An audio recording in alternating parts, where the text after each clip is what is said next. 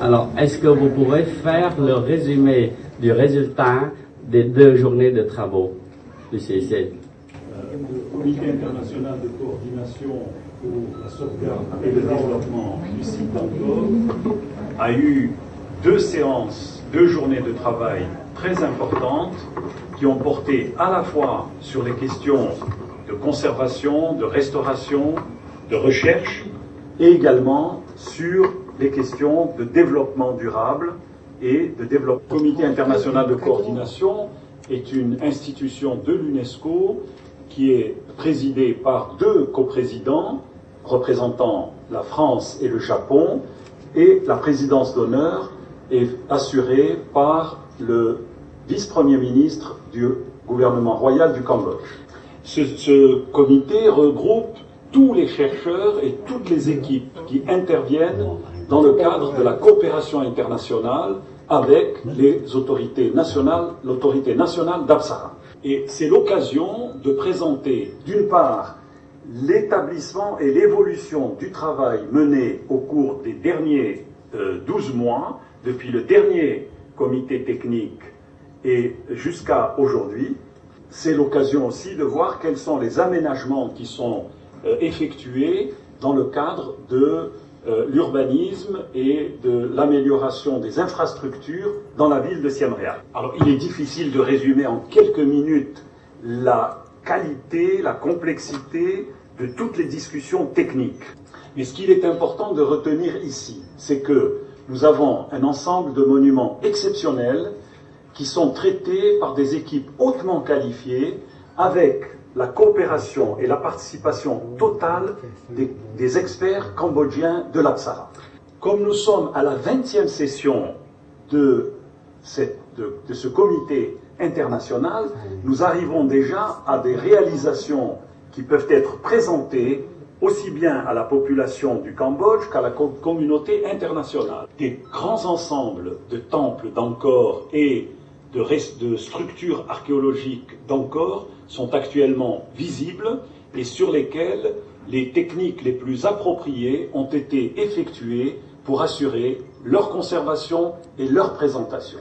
Et le mécanisme qui a été mis en place, c'est de faire en sorte que les équipes techniques reçoivent un groupe d'experts ad hoc, 4 pour la conservation et la restauration et 2 pour le développement durable, qui viennent voir avec un œil nouveau les opérations qui sont en cours et qui expriment leur avis et leurs recommandations pour l'ensemble du CIC.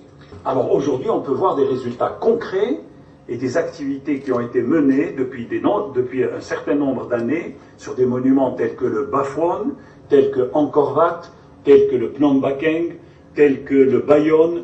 Et donc, il y a maintenant des choses que le peuple cambodgien et les visiteurs étrangers peuvent voir, et ils peuvent voir la différence entre la situation où étaient ces monuments il y a 20 ans et dans la situation dans laquelle ils se trouvent aujourd'hui. Il y a eu aussi des initiatives très importantes pour mettre en relation la préservation et la mise en valeur et l'exposition au tourisme. Le meilleur exemple, c'est les aménagements qui ont été faits à Baltasré et qui sont des aménagements qui permettent aujourd'hui aux visiteurs de comprendre ce qu'il va visiter et d'apprendre quelles ont été les étapes de développement de ce site. Alors tous ces travaux ont des problématiques techniques sur lesquelles les experts ont travaillé, et chaque fois que nous nous retrouvons, nous voyons de quelle manière les orientations et les recommandations qui ont été faites ont été mises en œuvre. Par exemple, comment régler l'harmonie entre un patrimoine bâti et son couvert végétal, comme dans le site de Taprom qui est traité par l'équipe indienne. Quelles sont les techniques utilisées pour éviter les infiltrations d'eau dans la galerie du barattage du lait à Angkor Wat? Quelles sont les mesures prises pour reconstituer ou remettre en place les pierres qui se trouvent, qui ont été détachées ou qui se sont détériorées dans les différents temples, depuis le Bayon ou le Bafouan jusqu'au Phnom Bakeng, jusqu'à Roluos. Et les experts travaillent aussi sur une meilleure connaissance de l'histoire d'Angkor grâce un développement très important de la recherche archéologique qui est allé en parallèle avec les activités de restauration et de préservation. Alors, les autorités Apsara ont également vu, grâce à tous ces travaux techniques, comment, sur le plan social et économique, il y a eu une grande évolution dans la ville de Siem Reap et dans ses alentours. Donc, tous les responsables, y compris le directeur général, M. Bounarit, qui est avec nous, comme le gouverneur de Siem Reap, tous les responsables cambodgiens sont aujourd'hui sensibilisés à une approche méthodologique mettant en correspondance la partie préservation, la partie patrimoniale et la partie développement pour la population et pour améliorer la qualité de la visite des touristes qui viennent à Siem Reap et à Hong Kong. En résumé, nous avons dans un comité technique à la fois les interventions de caractère scientifique, de caractère technique, mais nous avons aussi les interventions qui touchent à l'aspect de la vie quotidienne des populations qui vivent ici à Siem Reap. Je vous remercie. Oui, quelle est votre impression à l'issue des 2 journées de travaux, Excellence, en tant que directeur général de l'autorité nationale Apsara?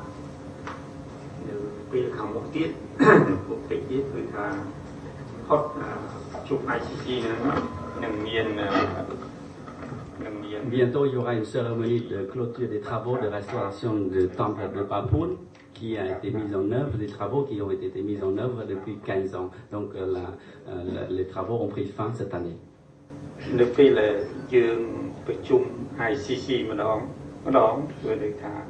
Oui, donc à la réunion de la session technique en plénière, il y a de nombreux événements qui sont organisés en marge du CEC, qui fait que la réunion du CEC ne porte pas uniquement sur la réunion en soi, mais que ces événements enrichissent davantage la réunion du CEC. Comme a soulevé monsieur l'expert, il y a de nombreux événements, donc on ne peut pas parler de l'un sans oublier l'autre, donc on parle dans l'ensemble, le résumé de l'ensemble des événements. Merci, Pat.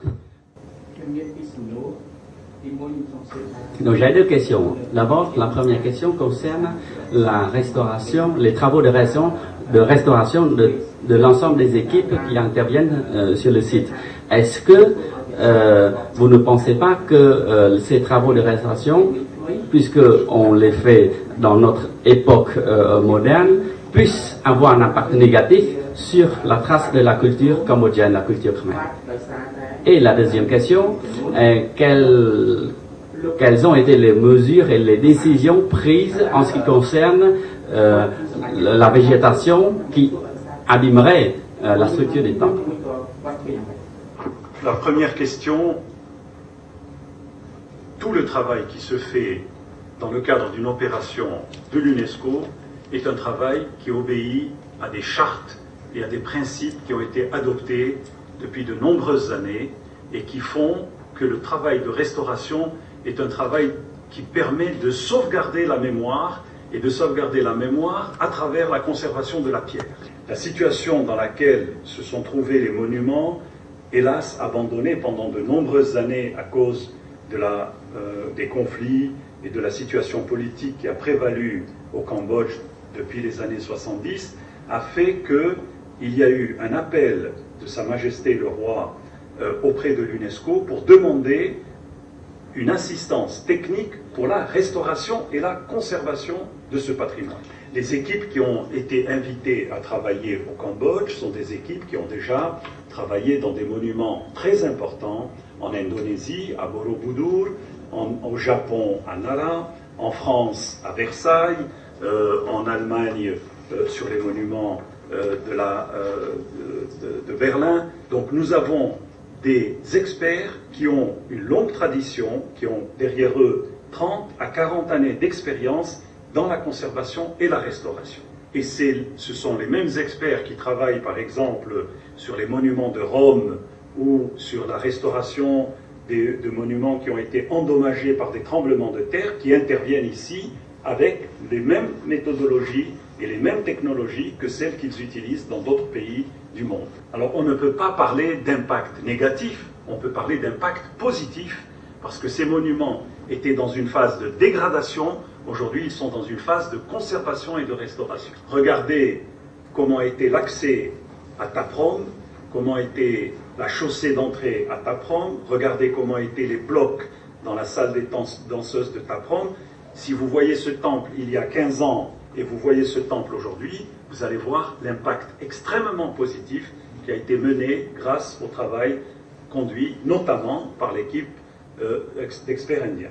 Et cet exemple, je peux le multiplier avec le Bayonne qui a été pris en charge par l'équipe d'experts japonais, le Bafouane qui a été pris en charge par l'équipe d'experts de l'école française d'Extrême-Orient. Je crois qu'on ne peut pas aujourd'hui nier que la campagne de sauvegarde du Cambodge et des temples d'Angkor est similaire à la campagne de sauvegarde des monuments d'Abu Simbel en Égypte dans les années 60. Merci. La deuxième question concerne la végétation et c'est une question très importante. La végétation est à la fois un élément d'harmonie et d'intégration pour les monuments d'Angkor, mais elle est en même temps un danger pour la conservation de certains de ces monuments. Donc il n'y a pas eu une politique générale, soit d'enlever tous les arbres, soit de garder tous les arbres. Il y a eu au contraire une politique extrêmement prudente d'analyse cas par cas de l'impact de la végétation, de sa présence, de la nécessité de sa maintenance, ou au contraire de l'enlèvement de certains arbres lorsqu'ils portaient danger et atteinte aux monuments. Pour donner un exemple concret,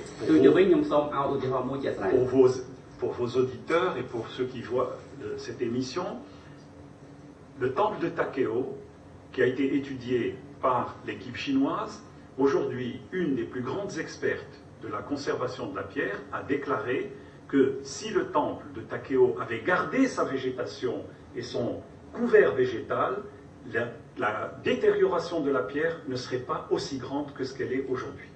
Alors, nous sommes évidemment, comme je l'ai dit, nous n'avons pas des politiques systématiques lorsqu'on intervient sur le patrimoine. On a au contraire des politiques extrêmement ajustées à des situations qui ne sont pas similaires d'un temple à l'autre. Il y a un autre exemple concret que vous pouvez voir à côté de l'aéroport de Siem Reap. Il y a une fouille qui est en cours actuellement et qui a fait des découvertes importantes de certaines gopuras. Dans les photos de 1931, il n'y avait pas d'arbre sur un des gopuras. Aujourd'hui, il y en a deux. Or, cette gopura, sur le plan historique et sur le plan de la connaissance de la technologie qui a permis sa conservation, nécessite l'enlèvement de ces deux arbres.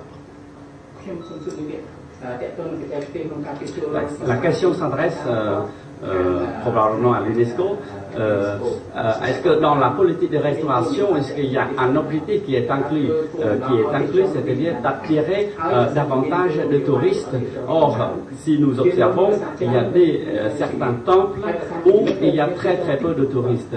Et si tel est le cas, quelle serait votre politique d'attraction touristique dans le site d'Angkor?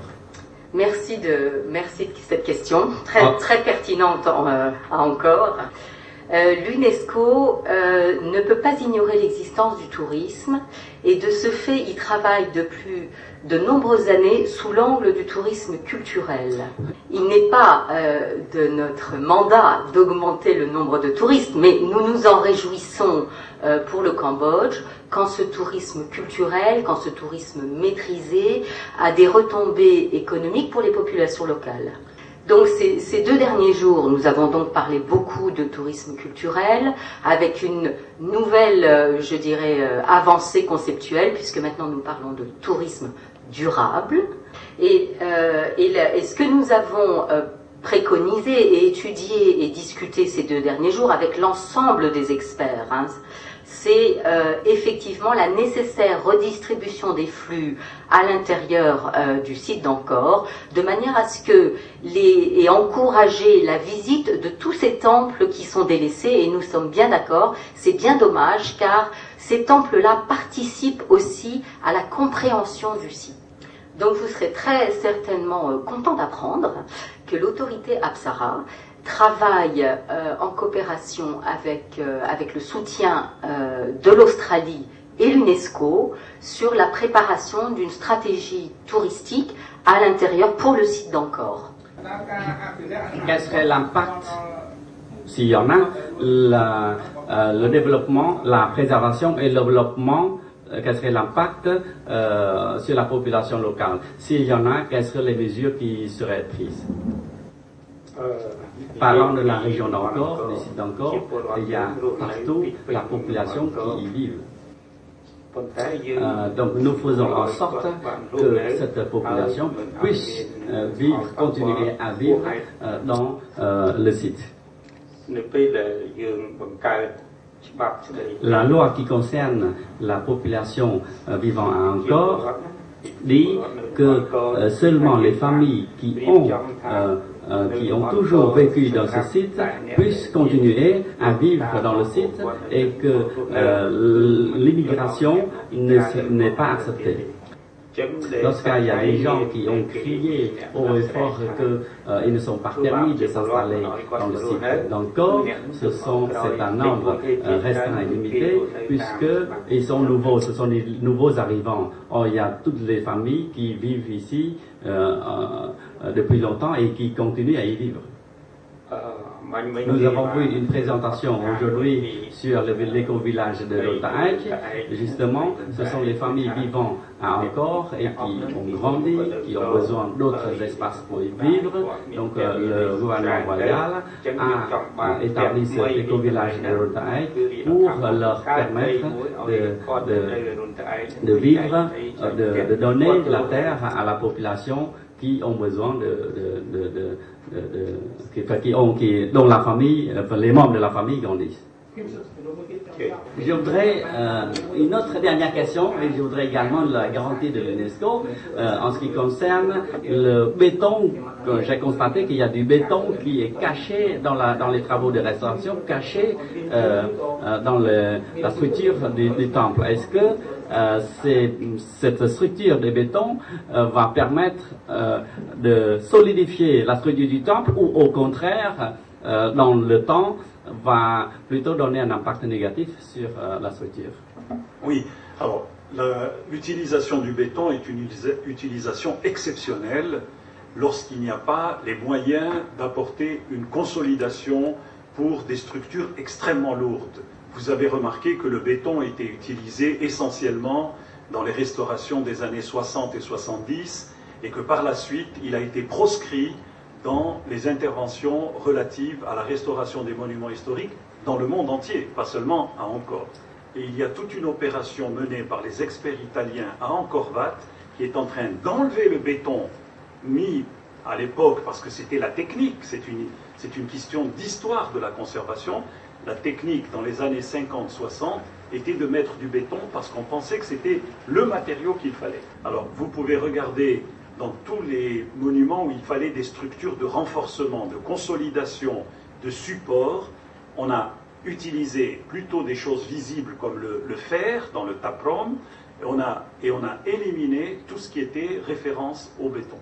Le seul endroit dans les restaurations récentes où le béton a été utilisé, c'est dans le temple montagne du Baphuon. Mais cela a été l'objet d'une longue discussion technique entre, d'une part, les architectes restaurateurs et d'autre part, les ingénieurs de structure. Et c'est de façon exceptionnelle que dans ce seul monument, il y a eu, à cause des poussées extrêmement fortes du temple montagne, que des structures de renforcement en béton ont été placées, mais elles ne sont absolument pas visibles pour le visiteur. Donc là aussi, il n'y a pas de règle générale absolue.